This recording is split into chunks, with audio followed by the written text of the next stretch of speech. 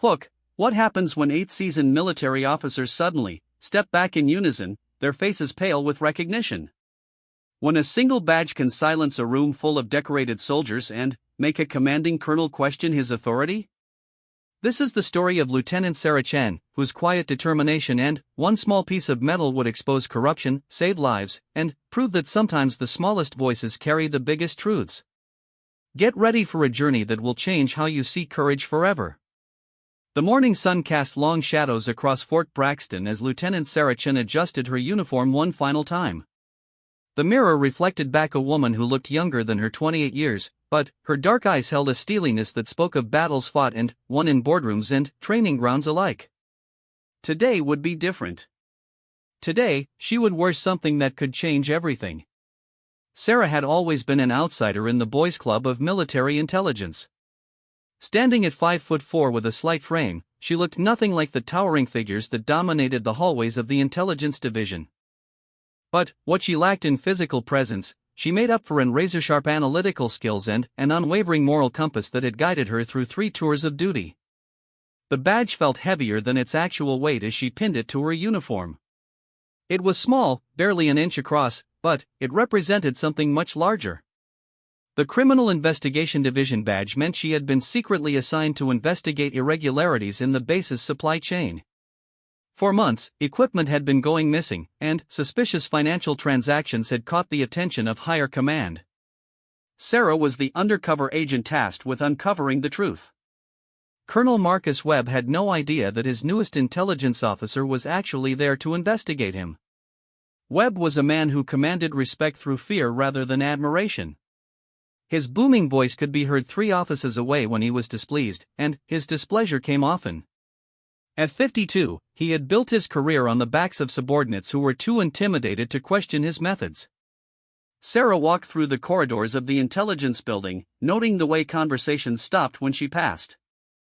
She had been at Fort Braxton for 6 weeks now, quietly observing and documenting. The other officers treated her with polite indifference, assuming she was just another junior officer trying to make her mark. They had no idea she held security clearances that exceeded most of theirs. The Intelligence Division occupied the 3rd floor of Building C, a concrete structure that had seen better days. The walls were painted in that particular shade of military green that seemed designed to drain the life from everything it touched. Sarah's assigned desk sat in the corner of the main office, positioned perfectly to observe the comings and goings of the 8 senior officers who worked under Colonel Webb. Major Thompson was the first to arrive that morning, his coffee cup leaving rings on every surface he touched. He was Webb's right-hand man, a career soldier who had learned to survive by never questioning orders. Behind him came Captain Rodriguez, whose nervous energy filled whatever room he entered. The others filtered in over the next hour, each carrying their own secrets and loyalties. Sarah had spent weeks studying these men. She knew Thompson's gambling debts, Rodriguez's messy divorce, and Captain William's sick mother who needed expensive medical treatment. She understood that good people could make bad choices when pressure mounted from all directions. But understanding didn't mean she would let corruption slide. Her computer screen displayed routine intelligence reports, but her real focus was on the conversations happening around her. Webb's office door remained closed for most of the morning, but she could hear the rise and fall of voices through the thin walls. Occasionally, one of the majors would emerge looking troubled, their faces carrying the weight of whatever discussion had just taken place. The breakthrough came during lunch break. Sarah had learned to time her bathroom visits with the moments when offices emptied, giving her brief opportunities to observe things more closely. As she walked past Webb's office, she noticed his computer screen was still active. Through the slightly open door, she could see financial records displayed, showing equipment transfers that didn't match the official reports she had been reviewing. Her photographic memory absorbed the details in the few seconds she had. Serial numbers, dates, quantities, and destination codes that painted a picture of systematic theft. Equipment meant for forward operating bases was being diverted to private buyers, with the profits disappearing into accounts that had no official connection to military operations. That afternoon, Colonel Webb called a staff meeting. The conference room filled with the 8 senior officers, their conversation a mixture of work complaints and weekend plans. Sarah took her usual seat in the back, her notebook ready to capture anything that might prove useful later. Webb entered with his typical dramatic flair, his chest pushed out and his voice already raised before he spoke. "Gentlemen, we have a problem," he announced, his eyes scanning the room. "Someone has been asking questions about our supply chain operations. Questions that could cause difficulties for all of us." Sarah's pen stopped moving. This was it. The moment when Webb would reveal how deep the corruption ran and who else was involved. "I want to remind everyone in this room that loyalty goes both ways," Webb continued. "I've taken care of all of you, made sure your careers advanced, made sure your families were provided for. Now I need that loyalty returned." The temperature in the room seemed to drop several degrees. Sarah could feel the tension building as Webb's words carried their implied threat. This wasn't just about missing equipment. This was about a systematic network of corruption that had infected the entire intelligence division. Major Thompson shifted uncomfortably in his seat. "Sir, what exactly are you asking us to do?" Webb's smile was cold. "I'm asking you to remember where your loyalties lie. I'm asking you to make sure that any investigation into our operations finds exactly what we want it to find. Nothing more, nothing less." Captain Rodriguez cleared his throat nervously. "Colonel, if there's an official investigation, we can't really control what they discover." "Can't we?" Webb's voice carried a dangerous edge. "Gentlemen, I think you underestimate how much influence we have over the investigative process. Reports can be modified, evidence can disappear, and witnesses can be transferred to remote locations where their testimony becomes irrelevant." Sarah's heart pounded as she realized she was witnessing a conspiracy to obstruct justice. These weren't just financial crimes anymore. Webb was talking about actively interfering with military investigations, potentially putting soldiers' lives at risk by covering up equipment shortages and supply chain failures. The meeting continued for another 20 minutes, with Webb outlining specific actions each officer would take to protect the operation. Thompson would handle the financial records, making sure any auditing would find everything in order. Rodriguez would manage personnel transfers, ensuring that anyone who might pose a threat would be moved out of the division. The others received similar assignments, each designed to maintain the wall of secrecy that protected their criminal enterprise. As the officers filed out of the conference room, Sarah remained seated, pretending to review her notes while actually processing everything she had just heard. The weight of her true mission pressed down on her shoulders. She wasn't just investigating financial irregularities anymore. She was the only thing standing between a corrupt colonel and the continuation of crimes that could affect military readiness across multiple bases. That evening, Sarah sat in her small apartment off base, staring at her laptop screen. The secure communication system allowed her to send encrypted messages directly to her real commanding officer, General Patricia Hayes, who was overseeing the investigation from Pentagon headquarters. Her fingers hesitated over the keyboard as she prepared to type the words that would set in motion a chain of events with far-reaching consequences. The apartment felt smaller than usual, the walls seeming to close in as she considered her next moves. Through her window, she could see other military families going about their evening routines, completely unaware that their safety and security might be compromised by the very people sworn to protect them. Her phone buzzed with a text message from her younger brother Marcus, a Marine deployed overseas. "Supply shortages getting worse over here. Some of our gear never showed up. Hope things are better on your end." The message hit her like a physical blow. The equipment that should be protecting her brother and his unit might be sitting in some civilian warehouse, sold off by Colonel Webb and his network. Sarah's resolve crystallized in that moment. This wasn't about regulations or military protocol anymore. This was about the lives of soldiers who depended on having proper equipment when they faced enemy fire. Her brother's message was a reminder that corruption in the supply chain wasn't a victimless crime. She typed her report with clinical precision, detailing everything she had observed and heard. The encrypted message would reach General Hayes within minutes, setting in motion the next phase of the investigation. But Sarah knew that her real work was just beginning. Gathering evidence was only the first step. Now she had to survive long enough to testify about what she had discovered. The next morning brought an unexpected development. As Sarah arrived at the office, she found Major Thompson waiting by her desk, his face pale and his hands shaking slightly. "Lieutenant Chen," he said quietly, "I need to talk to you about something important." Sarah's training kicked in immediately. Had Thompson discovered her true identity, or was this something else entirely? She kept her expression neutral as she set down her coffee and turned to face him. "What can I help you with, sir?" Thompson glanced around nervously before leaning closer. "It's about the Colonel. About what's been happening with the supply shipments. I think you should know that some of us aren't comfortable with the direction things are heading." The admission hung in the air between them like a loaded weapon. Sarah realized that the pressure was getting to Webb's inner circle, creating cracks in their unified front. This could be the opening she needed to gather more evidence, or it could be a trap designed to expose her real mission. "I'm not sure what you mean, sir," she replied carefully. Thompson's laugh was bitter. "Don't play dumb, Chin.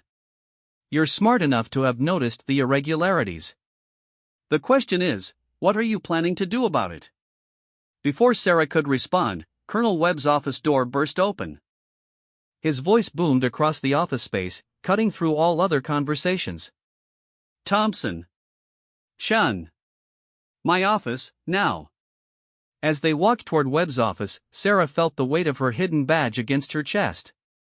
Everything was about to change, and she wasn't sure she was ready for what came next. The investigation was about to enter a new and dangerous phase, one that would test every skill she had learned in her military career. Colonel Webb's office felt like a trap the moment Sarah and Thompson stepped inside. The space was larger than most, with a massive oak desk that Webb used to intimidate visitors. Military awards and commendations covered the walls, creating a shrine to his 25-year career. But, today, those achievements felt hollow, overshadowed by the criminal activities Sarah now knew they concealed. Webb closed the door behind them with deliberate force. The sound echoed through the room like a gunshot, and Sarah could feel Thompson tense beside her. The Major's nervous energy was almost palpable, and she wondered if Webb had called this meeting because he suspected Thompson was having second thoughts about their criminal conspiracy. "Sit down," Webb commanded, his voice carrying the authority of someone who had never been challenged. Sarah and Thompson took the chairs facing his desk, the furniture positioned to make visitors feel small and powerless. Webb remained standing, using his height and position to loom over them both. "I've been thinking about our conversation yesterday," Webb began, his eyes moving between Sarah and Thompson. "About loyalty and the importance of maintaining unit cohesion. It seems some people might need a reminder of what's at stake here." Sarah kept her expression neutral, but her mind raced through possibilities. Had Webb discovered her real identity, or was this intimidation directed at Thompson? Either way, she needed to be ready for anything. Thompson shifted uncomfortably in his chair. "Colonel, I'm not sure what you mean. My loyalty has never been in question." Webb's laugh was cold and calculating. "Hasn't it, Major? Because I've been hearing some interesting things about conversations you've been having." "Conversations about conscience and doing the right thing. That kind of talk can be dangerous in our line of work." The threat was barely concealed behind Webb's words. Sarah realized that the colonel had informants among his own officers, people who reported back on any signs of wavering loyalty. The network of corruption was even more extensive than she had initially realized. "Sir," Thompson began, but Webb cut him off with a sharp gesture. "Let me be very clear about something," Webb said, moving around his desk to stand directly in front of them. "We are not just colleagues here. We are partners in an enterprise that has benefited all of us.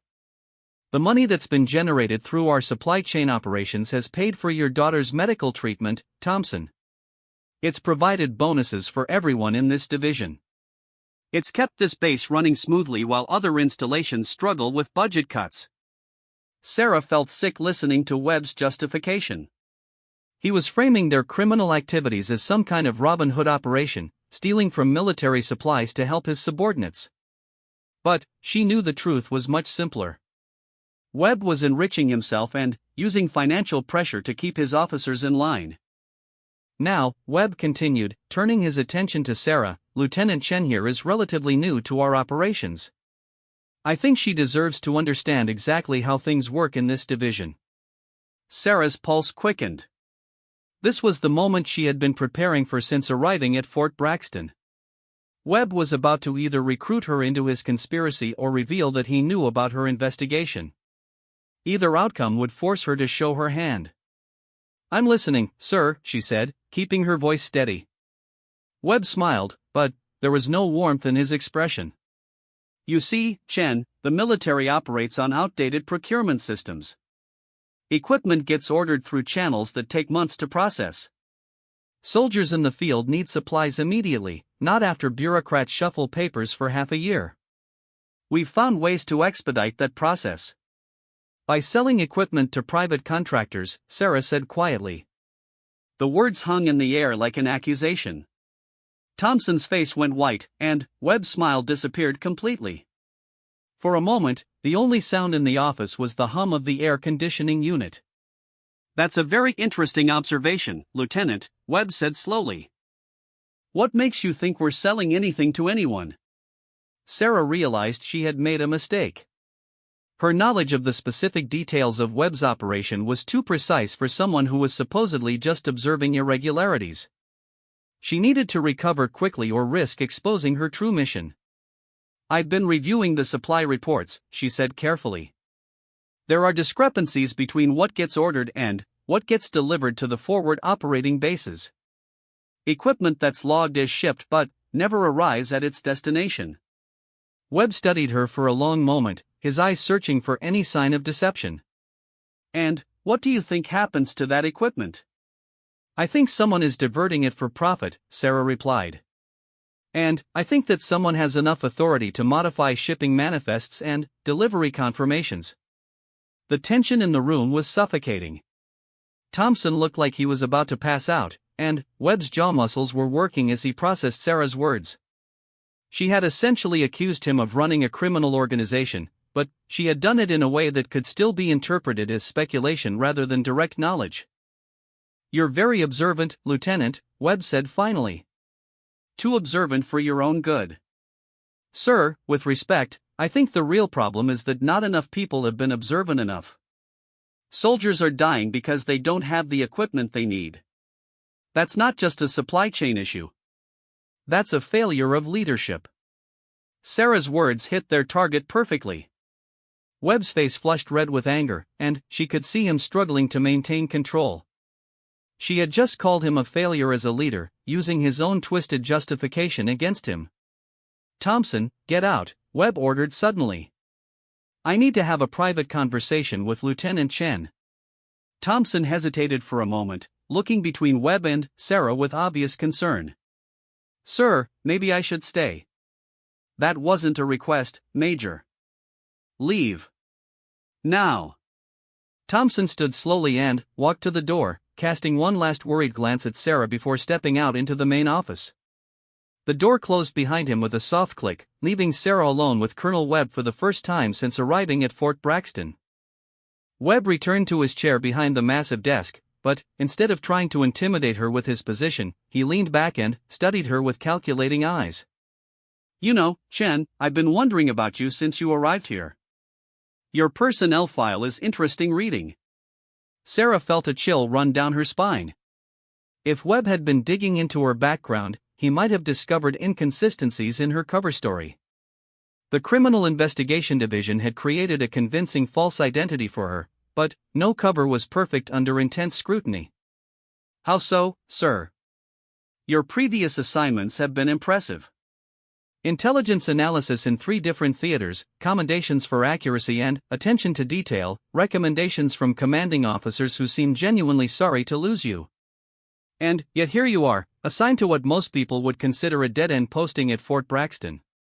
Webb was fishing, trying to understand why someone with Sarah's qualifications had been assigned to his division. The real answer was that General Hayes had specifically requested the best investigator available for this mission.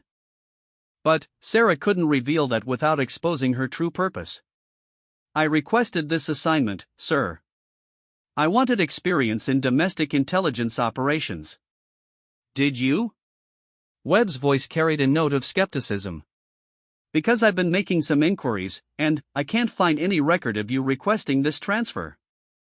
In fact, your previous commanding officer seemed surprised to learn you had been reassigned. Sarah's mind raced.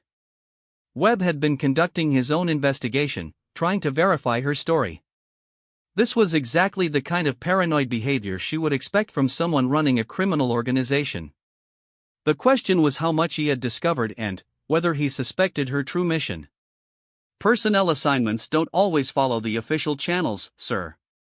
Sometimes higher command makes decisions based on needs that aren't immediately apparent to field commanders. Higher command, Webb repeated thoughtfully. Now that's interesting phrasing. Because it suggests that someone above my level wanted you assigned to this division specifically. The conversation was becoming increasingly dangerous. Webb was closing in on the truth, and Sarah needed to deflect his suspicions without confirming them. She decided to take a calculated risk. Colonel, I think you're reading too much into routine personnel decisions. I'm here to do intelligence analysis, nothing more. If there are irregularities in the supply chain, that's above my pay grade. I'm just trying to do my job and advance my career. Webb stared at her for a long moment, then, suddenly, smiled. It was the same cold expression she had seen him use with other subordinates, the look of a predator who had decided his prey wasn't a threat after all. Of course you are, Lieutenant. Of course you are. He opened a drawer in his desk and pulled out a thick folder. Since you're so interested in doing your job well, I have a special assignment for you. Sarah accepted the folder, noting its considerable weight. What kind of assignment, sir? I want you to conduct a comprehensive review of our supply chain operations over the past 6 months. I want you to identify any discrepancies, any irregularities, any problems that might need to be addressed. And I want you to provide recommendations for improving our efficiency. The request was clearly a trap. Webb was asking her to investigate the very crimes he was committing, probably hoping she would either miss the evidence or be forced to participate in covering it up. But Sarah saw an opportunity. With official authorization to review the supply chain records, she could gather evidence much more efficiently than she had been doing through covert observation. I'll get started on this immediately, sir. I'm sure you will. And, Chen? I want your complete findings in my hands within 1 week. Not preliminary results, not partial analysis. Everything. Do you understand? Perfectly, sir. Sarah stood to leave, but Webb's voice stopped her at the door. One more thing, Lieutenant. I hope you understand that this investigation requires absolute discretion. The findings in that report should not be discussed with anyone outside this division. Military intelligence is a matter of national security. The threat was clear. Webb was warning her that discussing her findings with anyone else would be treated as a security breach. But Sarah had no intention of limiting her report to Webb's office. Her real commanding officer would receive a copy of everything she discovered, along with detailed documentation of Webb's attempts to control the investigation. As she walked back to her desk, Sarah felt the weight of both the folder in her hands and the hidden badge on her uniform. The investigation was entering a critical phase, and she was now operating directly under Webb's scrutiny. Every move she made would be watched, every conversation monitored. Thompson was waiting at her desk when she returned, his face pale and anxious. What did he want? He asked quietly. Sarah showed him the folder. He wants me to investigate the supply chain operations. Look for discrepancies and inefficiencies. Thompson's expression grew even more worried. Sarah, you need to be very careful. The colonel doesn't give out assignments like that unless he has specific expectations about the results. It was the first time Thompson had used her first name, and Sarah realized that Webb's intimidation tactics were having the opposite effect from what he intended. Instead of ensuring loyalty through fear, he was driving his subordinates toward rebellion. What are you saying, Thompson? The major glanced around the office, making sure they couldn't be overheard. I'm saying that if you find what I think you're going to find in those records, you need to decide what's more important to you. your career or your conscience? Before Sarah could respond, Thompson walked away, leaving her alone with the folder that would either provide the evidence needed to expose Webb's crimes or become the instrument of her own downfall. The investigation had reached a turning point, and the next few days would determine not just the fate of the corrupt officers, but, potentially, the safety of soldiers across multiple theaters of operation. That evening, Sarah spread the contents of the folder across her apartment floor. The documents painted a detailed picture of systematic theft and corruption that went far beyond what she had initially suspected. Equipment worth millions of dollars had been diverted from its intended destinations, sold to private contractors, and replaced with inferior substitutes that put soldiers' lives at risk. But, as she studied the evidence, Sarah realized that Webb had made a crucial mistake. In his arrogance, he had given her access to the complete record of his crimes, apparently believing he could control how she interpreted the information. Instead, he had provided her with everything she needed to build an airtight case against his entire network. The question now was whether she could survive long enough to present that case to the authorities. Sarah worked through the night, her apartment floor covered with documents that told a story of betrayal more extensive than she had imagined.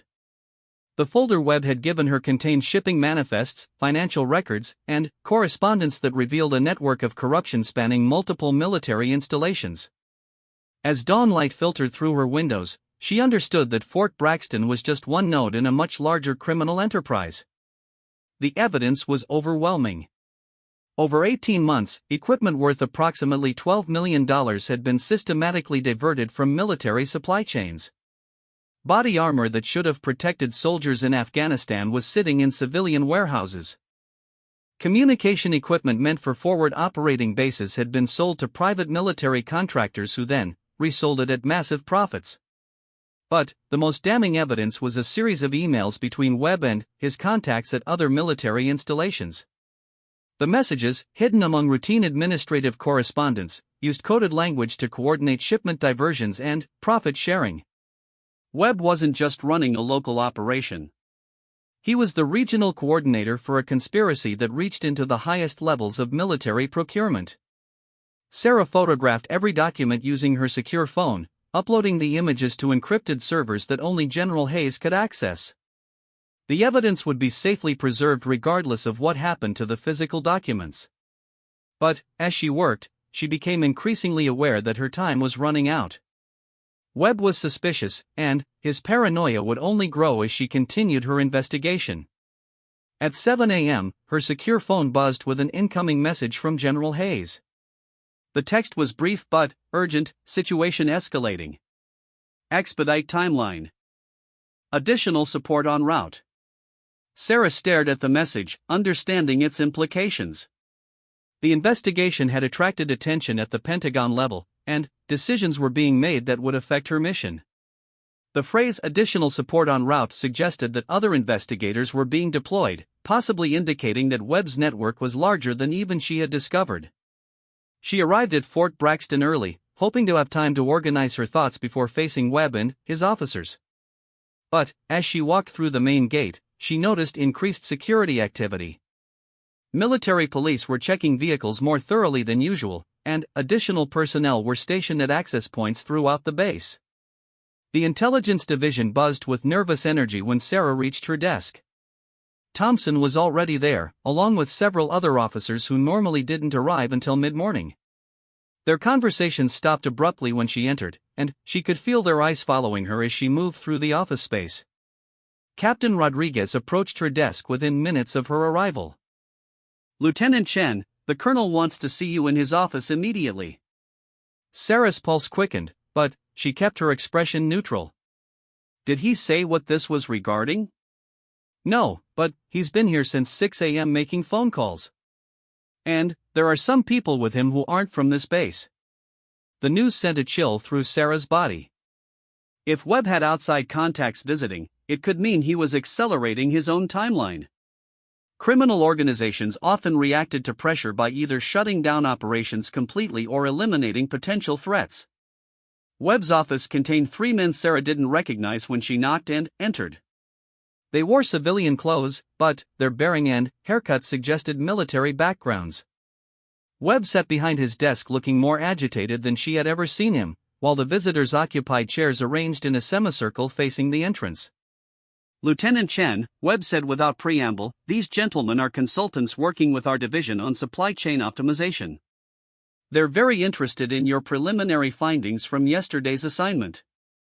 Sarah immediately understood that these weren't consultants. They were Webb's partners in the criminal enterprise, possibly the people who controlled the civilian side of the operation. Their presence meant her investigation had triggered a crisis response from the entire network. The man in the center chair spoke first. He was in his 50s, with graying hair and expensive clothing that couldn't quite hide the muscle underneath. "Lieutenant, Colonel Webb tells us you've been very thorough in your analysis. We'd like to understand exactly what you've discovered." "I've only had one evening to review the materials, sir. My analysis isn't complete yet." "Nevertheless," the man continued, "we'd appreciate hearing your initial observations. Sometimes fresh eyes can spot patterns that those of us who work with these systems daily might miss." Sarah realized she was being tested. These men wanted to know how much she had discovered and whether she understood the full scope of what she was investigating. Her response would determine whether they tried to recruit her or eliminate her as a threat. "I've noticed some discrepancies between shipping manifests and delivery confirmations," she said carefully. "Equipment that's recorded as delivered but doesn't appear in inventory reports at the destination facilities." One of the other men leaned forward. "What kind of equipment?" "Various items. Body armor, communication gear, medical supplies. Nothing that follows an obvious pattern, which is what makes it interesting from an analytical perspective." Webb's expression remained neutral, but Sarah could see tension in his jaw muscles. He was waiting to see how much she would reveal and whether she would mention the financial aspects of what she had discovered. "And what do you think might explain these discrepancies?" the first man asked. Sarah took a calculated risk. "Honestly, sir, without access to transportation records and warehouse documentation from the receiving facilities, I can only speculate. It could be clerical errors, routing problems, or theft somewhere in the supply chain." The word theft hung in the air like an accusation, but Sarah had presented it as one of several possibilities rather than a direct allegation. She was walking a tightrope between appearing competent and avoiding confirmation that she knew about their criminal activities. "Theft," Webb repeated thoughtfully. "That's an interesting theory. What would you need to investigate that possibility further?" The question was another trap. If Sarah asked for access to records that would expose the full scope of their operation, it would confirm that she understood what she was investigating. But if she asked for too little access, she would appear incompetent. "I would need transportation manifests showing actual delivery routes, warehouse receipts from receiving facilities, and financial records showing the movement of funds related to equipment procurement. Basically, I would need to trace specific items from requisition through final delivery." The men exchanged glances that Sarah interpreted as significant. Her request had been too specific, too focused on exactly the kind of documentation that would expose their crimes. She had just confirmed their suspicions about her level of understanding. "That's a very comprehensive approach," the first man said. "Unfortunately, much of that documentation involves classified information that requires special clearances to access." Sarah felt her heart rate spike. They were setting up to deny her access to the evidence she needed, effectively shutting down her investigation. But she also sensed an opportunity. "I understand, sir. However, I do have clearances that might be sufficient for this kind of analysis." Webb's eyebrows rose slightly. "What clearances are those, Lieutenant?" This was the moment Sarah had been preparing for since arriving at Fort Braxton. She reached slowly into her jacket pocket and pulled out her credentials folder, the one containing her Criminal Investigation Division identification and badge. "I have CID clearances for financial crimes and procurement fraud investigations," she said, placing the folder on Webb's desk. The silence that followed was deafening. Webb's face went through several color changes as he opened the folder and saw the CID badge and identification card. The three visitors leaned forward to look, and Sarah watched their expressions change from curiosity to shock to something approaching panic. "Your Criminal Investigation Division," Webb said slowly, his voice barely above a whisper. "Yes, sir. I've been conducting an authorized investigation into irregularities in supply chain operations at this installation and others." The transformation in the room's atmosphere was immediate and complete. The three visitors were already reaching for their phones, probably to warn other parts of their network. Webb stared at the badge as if it were a live snake that had appeared on his desk. But Sarah wasn't finished. She had one more revelation that would complete their understanding of how much trouble they were in. "Gentlemen, I should also mention that my investigation has been conducted under the direct authority of General Patricia Hayes at the Pentagon. Everything I've discovered has been reported through secure channels to investigators who are currently coordinating with the FBI's white-collar crime division." The effect was immediate. One of the visitors actually stood up so quickly that his chair fell backward. Webb's face went completely white, and his hands began shaking as he closed the credentials folder. "Furthermore," Sarah continued, pressing her advantage, "this meeting is being recorded through surveillance equipment that was installed in this office 3 days ago. Everything that's been said here, including your acknowledgement of theft in the supply chain, is now part of the official record." It was a bluff, but a convincing one. Sarah had no recording equipment, but the men in the room didn't know that. Their reaction told her everything she needed to know about their guilt and their panic level. Webb finally found his voice. "Lieutenant Chen, I think there's been a serious misunderstanding here." "Has there, sir? Because from my perspective, I've just witnessed you and your associates discussing equipment theft, and you've provided me with documentary evidence of systematic fraud in military procurement operations." The first visitor stepped forward, his demeanor completely changed from the confident authority figure he had presented moments earlier. "Miss Chen, I think we should discuss this situation like reasonable people. There might be explanations for what you think you've discovered." Sarah stood up, her military bearing taking command of the room despite her small stature. "The explanation is quite clear, sir. You've been stealing equipment meant to protect American soldiers in combat zones. You've been selling that equipment for profit while our troops face enemy fire with inadequate gear. There's no reasonable explanation for that kind of betrayal." The power dynamic in the room had completely reversed. Minutes earlier, Sarah had been the subject of their interrogation. Now she was the one in control, and they were scrambling to find a way out of the trap they had walked into. Webb made one last attempt to regain control of the situation. "Lieutenant, even if your allegations were true, you're vastly outnumbered here. This office is soundproof, and there are no witnesses to whatever might happen in the next few minutes." The threat was unmistakable, but Sarah had been prepared for this possibility. She smiled coldly and reached for her phone. "Actually, Colonel, there are quite a few witnesses." She activated the phone speaker and held it up. The voice that emerged belonged to General Hayes, transmitted through the secure communication system that had been monitoring the conversation from the beginning. "Colonel Webb, this is General Patricia Hayes speaking from the Pentagon. You and your associates are under arrest for conspiracy to commit fraud, theft of government property, and violation of the Uniform Code of Military Justice. Military police are currently surrounding Building C, and FBI agents are en route to take the civilian conspirators into custody." The sound of heavy footsteps in the hallway outside confirmed the general's words. Within seconds, the office door burst open and 8 military police officers entered with weapons drawn. Their sergeant stepped forward and addressed Webb directly. "Colonel Marcus Webb, you are under arrest. You have the right to remain silent." As the handcuffs clicked around Webb's wrists, he looked at Sarah with a mixture of hatred and disbelief. "You have no idea what you've just done," he said quietly. "This network is bigger than you think. You've made enemies who won't forget." Sarah met his gaze without flinching. "Maybe so, sir.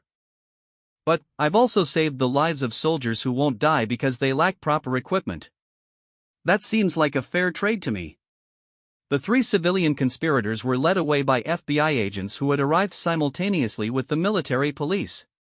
As the office emptied, Sarah found herself alone with the evidence that would convict them all. The folder Webb had given her, thinking he could control her investigation, would become the cornerstone of the prosecution's case. But, as she watched the vehicles carrying the arrested men disappear into the distance, Sarah knew this wasn't the end of her story. Webb's final words carried the weight of truth. She had exposed one node of a larger network, and the remaining conspirators wouldn't simply accept their losses. The real danger was just beginning. The intelligence division felt like a ghost town after the arrests. Sarah walked through empty offices where just hours before, corrupt officers had plotted their next moves. The silence was deceptive, though. While Webb and his immediate conspirators were in custody, the network they had been part of was still intact, and Sarah could feel unseen eyes watching her every move. General Hayes arrived at Fort Braxton the following morning, her presence immediately transforming the atmosphere of the entire base. At 55, Patricia Hayes was one of the most respected officers in military intelligence, a woman who had earned her position through brilliant tactical thinking and uncompromising integrity. Her silver hair and piercing blue eyes commanded attention wherever she went, and Sarah felt a mixture of relief and nervousness as she was summoned to meet with her commanding officer. The conference room Hayes had commandeered was secured with additional personnel and electronic countermeasures that prevented any possibility of surveillance. When Sarah entered, she found Hayes studying multiple computer screens displaying financial data, communication intercepts, and organizational charts that mapped the conspiracy they had uncovered. "Lieutenant Chen," Hayes said without looking up from her screens, "congratulations on successfully completing the most dangerous undercover assignment in recent CID history. Your work has exposed a criminal network that was systematically weakening our military readiness." "Thank you, ma'am. But I have the feeling this is just the beginning." Hayes finally turned to face her, and Sarah could see concern mixed with determination in the general's expression. "Your instincts are correct. The arrests yesterday triggered a response from the broader network. We've intercepted communications suggesting that other nodes are accelerating their operations, possibly preparing to shut down and disappear." A wall-mounted screen displayed a map of the United States with military installations marked in different colors. Red markers indicated confirmed criminal activity, yellow showed suspected involvement, and green represented bases that appeared to be clean. The pattern was disturbing. Nearly a quarter of all major military installations showed some level of suspected corruption. "The scope is larger than we initially believed," Hayes continued. "Webb wasn't just a regional coordinator. He was reporting to someone much higher in the chain of command, someone with access to procurement data from across all service branches." Sarah studied the map, her analytical mind processing the implications. "Ma'am, if someone at that level has been orchestrating this network, they would have access to classified information about troop deployments, equipment needs, and operational security." "Exactly. Which means this isn't just about financial crimes anymore. This is potentially a national security threat of the highest order." Hayes activated another screen that showed photographs of military personnel from various installations. Sarah recognized some faces from her investigation, but others were completely unknown to her. "These are the individuals we believe comprise the leadership tier of the conspiracy. Most hold the rank of colonel or above, and several are stationed at the Pentagon itself." The revelation hit Sarah like a physical blow. The corruption had infiltrated the highest levels of military command, meaning that any investigation would be compromised from the beginning. Traditional channels of authority couldn't be trusted when the authority figures themselves might be criminals. "What's our next move, General?" Hayes smiled grimly. "We're going to do something unprecedented. We're going to conduct a coordinated investigation of multiple military installations simultaneously, using CID agents who have been carefully vetted for this specific mission. And you're going to lead the team assigned to the most dangerous target." A new image appeared on the screen showing a massive military complex in Virginia. Sarah recognized it immediately as Fort Wellington, one of the largest supply depots on the East Coast. If criminals controlled that installation, they would have access to equipment and supplies for the entire Atlantic theater of operations. Fort Wellington processes approximately 40% of all military supplies shipped overseas, Hayes explained. If the network has compromised the facility, they could be affecting operations in Europe, the Middle East, and Africa simultaneously. Sarah felt the weight of responsibility settling on her shoulders. Who's the commanding officer there? Brigadier General Richard Hawthorne. 28 years of service, exemplary record, considered a rising star in logistics command. Also, we suspect, the overall leader of the entire criminal network. The photograph that appeared on screen showed a distinguished man in his early 50s, with steel gray hair and intelligent eyes. Unlike Webb, who had always seemed crude and obviously corrupt, Hawthorne projected an image of complete professionalism and competence. He doesn't look like a criminal, Sarah observed. The best ones never do. Hawthorne has been under suspicion for 6 months, but he's been extremely careful to avoid direct involvement in any questionable activities. He delegates authority to subordinates who handle the actual criminal operations while maintaining plausible deniability. Hayes displayed a complex organizational chart showing the relationships between various officers across multiple installations. Lines connected different individuals, showing the flow of authority and communication throughout the network. Your mission will be to penetrate Hawthorne's inner circle and gather evidence of his direct involvement in the conspiracy. But, this time, you won't be going in alone. The conference room door opened, and 3 individuals entered. 2 were clearly military personnel, though they wore civilian clothes. The third was a woman in an FBI windbreaker who looked like she could handle herself in any situation. Lieutenant Chen, meet your team. Major David Park, our computer crimes specialist. Captain Jennifer Walsh, financial investigations. And Special Agent Maria Rodriguez from the FBI's Organized Crime Division. Sarah shook hands with each team member, immediately recognizing the expertise they brought to the mission.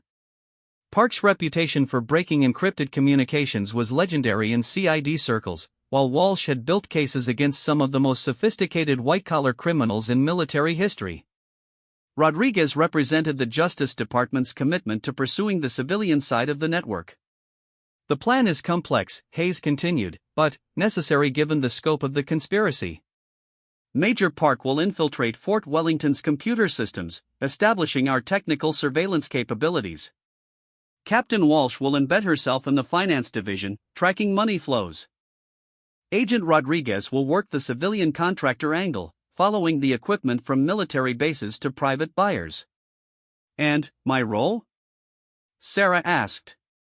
You'll be assigned as Hawthorne's new aide-de-camp. Your cover story is that you've been selected for accelerated promotion based on your outstanding performance at Fort Braxton. Hawthorne won't be able to resist having a promising young officer under his direct control. The irony wasn't lost on Sarah. Her success in exposing Webb's corruption would now be used as credentials to get close to an even more dangerous criminal. But the plan made sense from an operational standpoint. Hawthorne would want to recruit promising officers into his network, especially those who had already proven they could keep secrets. When do we deploy? She asked. Tomorrow morning. But, first, there's something else you need to know. Hayes activated a final screen that showed communication intercepts from the past 24 hours. The messages were heavily encrypted, but CID's cryptographers had managed to decode several key phrases. The network knows about your role in Webb's arrest. They've identified you as a CID agent, and they're planning countermeasures. Your life is now in active danger from people who have significant resources and military training. Sarah absorbed this information without visible reaction, though internally she felt a chill. Being hunted by desperate criminals was one thing. Being hunted by desperate criminals who were also military professionals was something entirely different. What kind of countermeasures are we talking about? Elimination, Hayes said bluntly. They can't risk you testifying about what you've discovered, and they can't allow you to continue investigating. The intercepts suggest they're planning to make your death look like an accident or the result of enemy action. Special Agent Rodriguez spoke for the first time. We've had similar cases in civilian organized crime. When a network feels threatened, they often try to eliminate the threat rather than simply avoiding it. The military training of these conspirators makes them particularly dangerous. However, Hayes added, they don't know about the rest of your team. They think you're working alone, which gives us a significant operational advantage. While they're focusing on you, the others can gather evidence without being detected. Sarah understood the implications immediately. She would essentially be serving as bait, drawing the network's attention and resources while her teammates worked behind the scenes. It was dangerous, but it was also their best chance of gathering the evidence needed to dismantle the entire conspiracy. "I'll need protective equipment and emergency protocols," she said. "Already arranged," Hayes replied, gesturing to a briefcase that had been placed on the conference table. "Body armor that's virtually undetectable under normal clothing, a panic button that connects directly to a response team, and communication equipment that allows constant contact with your backup." Major Park opened the briefcase and began explaining the various pieces of technology inside. The body armor was made from advanced materials that provided protection equivalent to military-grade vests while being thin enough to wear under normal uniforms. The communication device looked like a standard military radio but contained encryption capabilities that would prevent the network from intercepting their conversations. "There's one more thing," Hayes said as the briefing concluded. "We've learned that the network has been in contact with hostile foreign intelligence services. They're not just stealing equipment for profit anymore. They're potentially providing classified information about American military capabilities to our enemies." The revelation transformed Sarah's understanding of their mission. This wasn't just about corruption or even criminal enterprise. This was about treason, about military officers who had betrayed not just their oath but their country itself. "That changes everything," Sarah said quietly. "Yes, it does. Which is why failure is not an option here. If we can't stop this network, we're not just talking about financial losses or compromised equipment. We're talking about American soldiers dying because our enemies know exactly what equipment they have and what vulnerabilities they can exploit." As the briefing ended and the team prepared to deploy, Sarah felt the full weight of responsibility settling on her shoulders. She was about to walk into the most dangerous mission of her career, surrounded by enemies who wanted her dead and armed with nothing but her intelligence, her courage, and the support of teammates who would be operating from the shadows. That evening, as she packed her gear for the mission to Fort Wellington, Sarah received a message from her brother Marcus, still deployed overseas. "Heard you've been making waves back home. Stay safe, sis. Some of us are counting on what you're doing." The message reminded her why she was willing to risk everything. Somewhere in the darkness of foreign battlefields, American soldiers were depending on equipment that might have been stolen by the very people sworn to protect them. Her mission wasn't just about catching criminals. It was about making sure her brother and thousands like him had what they needed to come home alive. Tomorrow, she would walk into the heart of the most sophisticated criminal conspiracy in modern military history. But tonight, she was still Lieutenant Sarah Chen, a soldier who had chosen to stand between corruption and the lives of those who served their country with honor. Fort Wellington rose from the Virginia countryside like a small city, its massive warehouses and administrative buildings stretching across thousands of acres. As Sarah's military transport approached the main gate, she could see convoys of trucks loaded with equipment heading in both directions, the constant flow of supplies that kept American forces operational around the world. Somewhere in that complex was Brigadier General Richard Hawthorne, the man who had turned this vital installation into the nerve center of the largest military corruption scandal in modern history. Sarah's new identity as Lieutenant Chen, aide-de-camp to General Hawthorne, had been carefully constructed over the past week. Her cover story emphasized her analytical skills and her success in streamlining operations at Fort Braxton, making her exactly the kind of officer Hawthorne would want to recruit for his inner circle. The irony that her real success had been exposing corruption at Fort Braxton remained hidden beneath layers of fabricated reports and falsified performance evaluations. The general's headquarters occupied an imposing brick building at the center of the complex, its architecture deliberately designed to convey authority and permanence. Sarah was escorted through security checkpoints that were more thorough than anything she had experienced at previous assignments, with multiple layers of identification verification and electronic screening that suggested Hawthorne was already paranoid about infiltration. General Hawthorne's office was a study in controlled elegance, furnished with antiques that spoke of old money and established power. Military awards and commendations covered the walls, but, unlike Webb's obvious attempts at intimidation, these displays projected confidence and achievement. Hawthorne himself stood as Sarah entered, extending his hand with the practiced warmth of someone who had spent decades managing relationships with subordinates and superiors alike. "Lieutenant Chen, welcome to Fort Wellington. I'd been looking forward to meeting the young officer who impressed Colonel Webb so thoroughly at Fort Braxton." Sarah felt a chill at the mention of Webb's name, wondering how much Hawthorne knew about what had really happened at her previous assignment. Her cover story claimed that Webb had recommended her for advancement before being transferred to another posting, but she couldn't be certain that Hawthorne believed the official version of events. "Thank you, sir. I'm honored to have this opportunity to serve under your command." Hawthorne gestured for her to sit in one of the leather chairs arranged in front of his massive desk. "I understand you have a talent for identifying inefficiencies in supply chain operations. That's exactly the kind of analytical thinking we need here at Wellington." The conversation felt like a chess match, with each participant testing the other's knowledge and intentions. Sarah knew that Hawthorne was evaluating her as a potential recruit for his criminal network, while she was simultaneously trying to assess his vulnerabilities and gather intelligence about his operations. "I've always been interested in how systems work, sir. Finding ways to improve efficiency while maintaining security protocols." "Security protocols," Hawthorne repeated thoughtfully. "Yes, those are crucial in our line of work.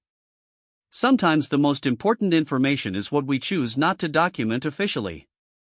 The statement was carefully phrased but unmistakably significant. Hawthorne was hinting at the existence of unofficial operations that required secrecy, testing whether Sarah was ready to hear about activities that existed outside normal military procedures. Over the following days, Sarah was gradually introduced to the inner workings of Fort Wellington's supply operations. On the surface, everything appeared legitimate and professionally managed. Equipment arrived from manufacturers, was cataloged and stored according to proper procedures, then shipped to military installations according to official requisitions. But Sarah's trained eye began to notice subtle discrepancies that revealed the underlying criminal enterprise. Major Thompson, who served as Hawthorne's chief logistics officer, became Sarah's primary guide to the facility's operations. Unlike the nervous, conflicted Thompson she had known at Fort Braxton, this Thompson was confident and professional, clearly someone who had embraced the financial benefits of corruption without the moral struggles that had plagued his namesake. The key to effective logistics, Thompson explained as they toured a massive warehouse filled with communications equipment, is understanding that official procedures don't always serve the actual needs of personnel in the field. Sometimes we have to find creative solutions to bureaucratic problems. Sarah recognized the euphemistic language that criminals used to justify illegal activities. Creative solutions meant diverting equipment from its intended destination. Bureaucratic problems meant avoiding oversight that would prevent theft. Thompson was gradually introducing her to the conspiracy's worldview, where criminal activity was reframed as innovative problem-solving. As her second week at Fort Wellington progressed, Sarah began to understand the sophisticated nature of Hawthorne's operation. Unlike Webb's crude theft and resale scheme, this network operated more like a legitimate business that happened to deal in stolen military equipment. They maintained detailed records, conducted regular quality control inspections, and even provided customer service to their civilian buyers. The breakthrough came when Thompson invited her to attend what he described as a logistics planning meeting in a conference room that wasn't listed on any official building plans. Sarah activated the recording equipment hidden in her clothing as she followed Thompson through a series of corridors that led to a basement level she hadn't known existed. The conference room contained 8 men in military uniforms representing different installations across the Atlantic seaboard. Each had brought detailed reports on equipment availability, upcoming shipments, and procurement schedules that would allow them to coordinate their theft operations with maximum efficiency and minimum risk of detection. General Hawthorne presided over the meeting with the same professional competence he brought to legitimate military operations. Charts and graphs displayed the network's financial performance over the past year, showing profits that exceeded the budgets of many legitimate corporations. Equipment worth over $50 million had been diverted from official channels, with profits shared among the participants according to a complex formula based on rank, responsibility, and risk. "Gentlemen," Hawthorne began, "our operations have been extremely successful, but recent events have created new challenges that require immediate attention. A photograph of Sarah appeared on the wall-mounted screen, but it was an official military portrait that didn't reveal her true identity as a CID agent. Hawthorne was discussing her as Lieutenant Chen, the new aide-de-camp who was being evaluated for recruitment into the network. Lieutenant Chen brings analytical skills that could be valuable to our operations, but her background includes some elements that concern me. Her previous assignment at Fort Braxton ended with the sudden reassignment of Colonel Webb, and I haven't been able to verify all the details of her performance reports. Sarah's heart raced as she realized Hawthorne was more suspicious than he had revealed during their previous conversations. The general's paranoia was working in her favor, though, because it meant he was being cautious about revealing too much too quickly. Major Thompson spoke up from across the table.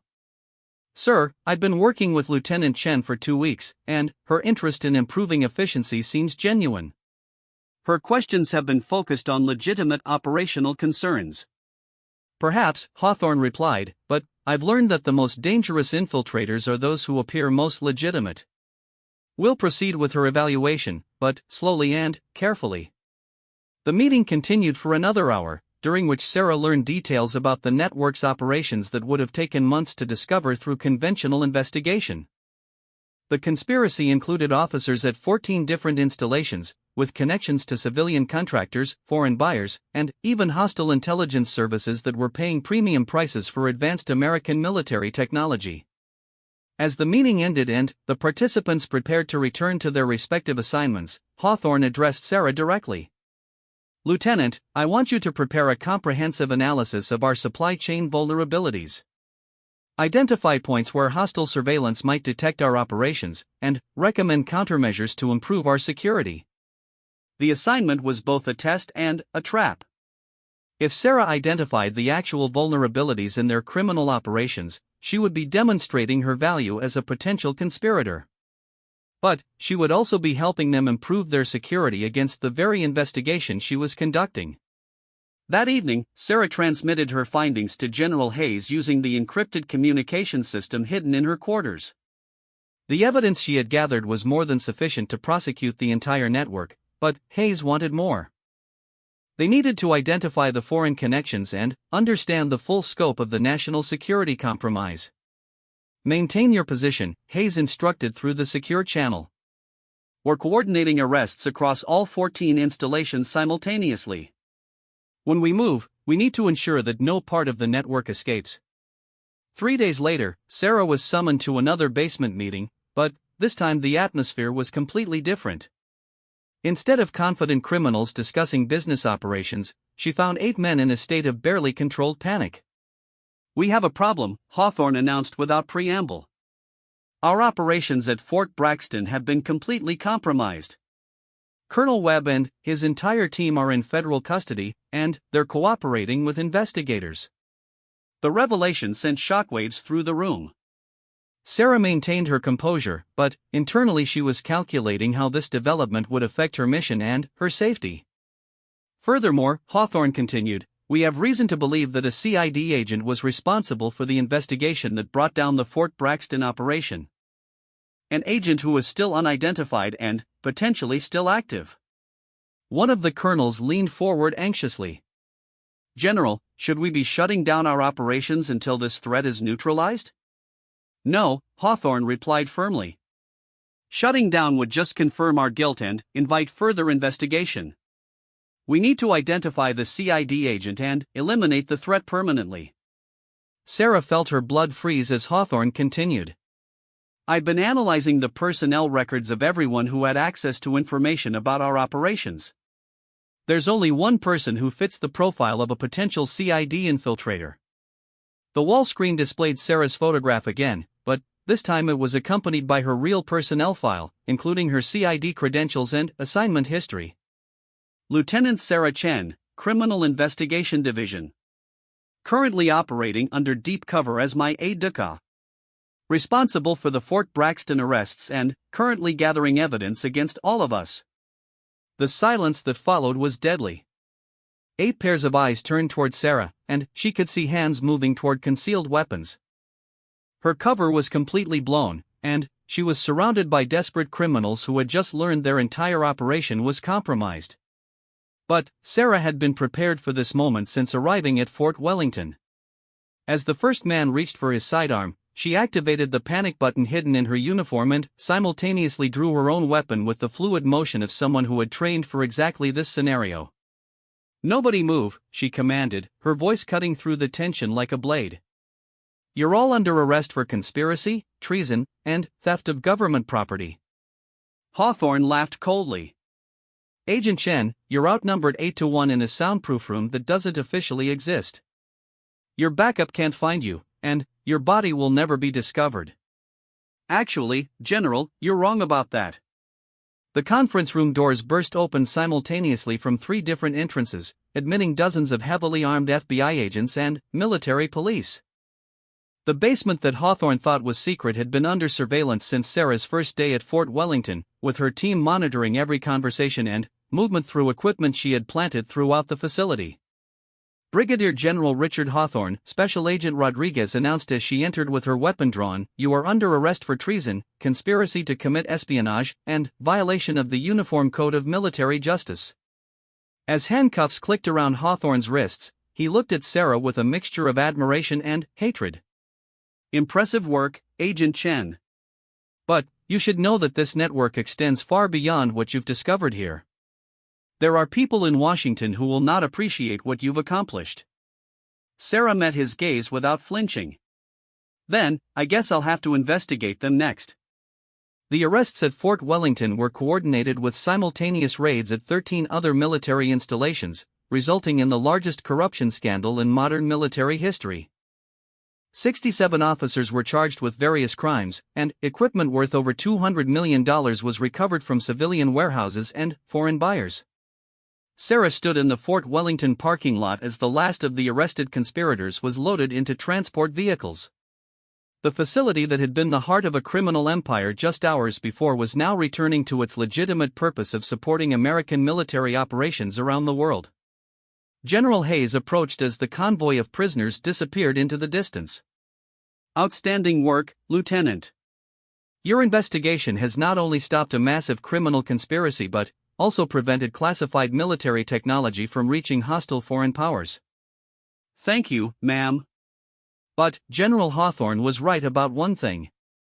This network had connections we haven't identified yet. The investigation isn't over. Hayes smiled grimly. "No, it's not. But today, American soldiers around the world are safer because of what you've accomplished. Equipment that was stolen from them has been returned, and the people who betrayed their trust are facing justice." As Sarah prepared to leave Fort Wellington for her next assignment, she received a message from her brother Marcus, still serving overseas. "Don't know what you've been up to back there, sis, but our supply situation just improved dramatically. Whatever you did, thanks from all of us over here." The message reminded Sarah why she had been willing to risk everything to expose the conspiracy. Military service was about more than following orders or advancing careers.